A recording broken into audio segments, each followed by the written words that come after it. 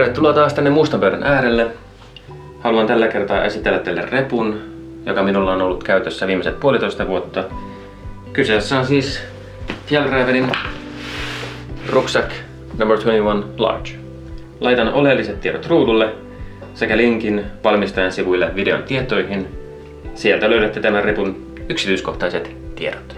Mulla on ollut tää reppu ihan arkikäytössä sekä monella päiväreissulla ja lähes aina kun tulee lähdettyä milloin minnekin.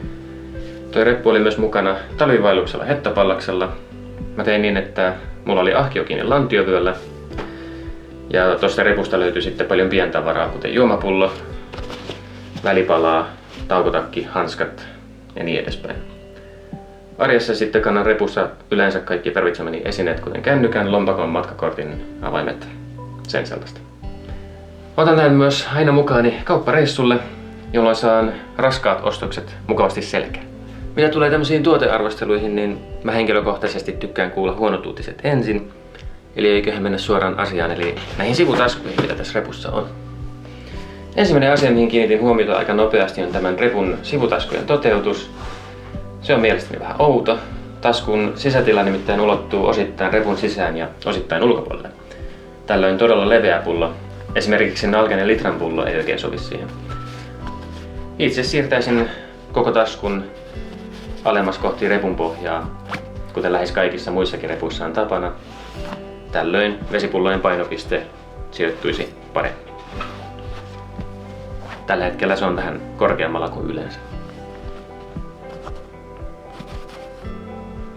Ja sitten toinen asia, minkä kanssa mä jouduin aluksi vähän totuttelemaan tämän repun kanssa, on tämä avaus- ja sulkumekanismi. Et verrattuna vetoketjuun tai pikalukkoihin, niin onhan tää pikkusen hitaampi.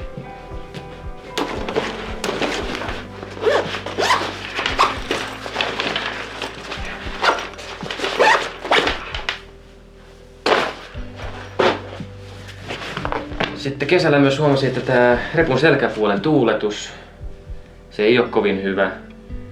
Että tää pehmuste tuntuu hyvältä selkää vasten, mutta aktiivisessa patikoinnissa tulee hiki. –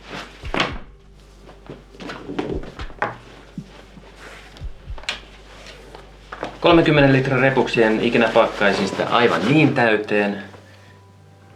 Olen nimittäin huomannut, että reppu on tietyn painorajan jälkeen melko epämukava kantaa. Tämä kannattaa mielestäni pitää mielessä, jos tarvitsee näin tilavaa reppua. Ellet sitten täytä sitä jollain paljon kevyemmällä tavaralla. Tällä repulla on loppujen lopuksi aika kova hinta, mutta Fjällun laadun tietäen uskon repun kestävän vielä pitkälle tulevaisuuteen. No mitä hyvää tässä repussa sitten oikein onkaan? Työn jälki ja huomio yksityiskohtiin on mielestäni todella laadukasta. Tikkaukset ovat todella tarkat ja G1000 Heavy Duty on mitä mainioin materiaali tämmöiseen. Repun pohja on paksua nahkaa ja se on todella järkevä ratkaisu kulumisen kannalta. Valitettavasti saman mallin pienemmissä repuissa pohja ei ole nahkaa. Repun G1000-kangas ja nahka ovat myöskin helposti huolettavissa. Kankaan vahaaminen ja nahan rasvaaminen auttavat reppua kestämään ja ikääntymään oikein hyvin.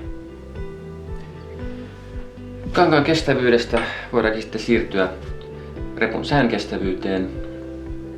Itse en ole vielä kokenut tarvetta käyttää repun kanssa erillistä sadesuojaa.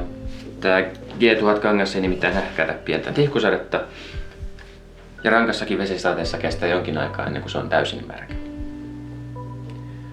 Suosittelen pakkaamaan tärkeät tavarat, vaatteet, elektroniikan ja sen semmoset pikkutavarat vedenkestäviin kuivasäkkeihin tai sitten käyttämään repun sisällä sopivan kokoista roskasäkkiä. Plussana tässä kaikessa näen tietenkin repun hengittävyyden. Se kuivuu suhteellisen nopeasti, eikä mun tarvitse varoa repun homehtumista. Täysin vedenkestävä reppu on hyvin tärkeää pitää kuivana ja tuuletettuna. Tykkään todella paljon repun ulkonäöstä ja se menee aivan hyvin siviilissäkin. Itse en ole armeija- tai metsästysluokin ystävä. Sitten tämä reppu onnistuu yhdistämään käytännöllisyyden ja hyvän ulkonäön todella hyvin. Oikea termi nykyään taitaa olla niin sanotusti ulkoilumuoti, jonka kanssa mulla ei ole mitään ongelmaa. Sitten täältä repun sisältä löytyy kätevä ja todella kestävä istuinalusta, mikä on myös G1000 Heavy Dutyä. Tää on tullut yllättävän käytännölliseksi varsinkin talleilla, retkillä ja jopa renkaita vaihtaessa. Käytin tätä polvisuojana. Huolellisesti vaattuna kestää varmasti. Siirrytään sitten tämän repun sisäpuolelle. Reppu on sisältä hyvin yksinkertainen. Lumilukko suojaa sisältöä. Ensimmäisenä tulee vastaan pieni tasku, jossa on vetoketju. Säilytän siinä hyvin usein kännykkääni. Pienemmässä osiossa menee kaikki pikkuroina mukavasti ja iso osio onkin sitten kaikelle muulle.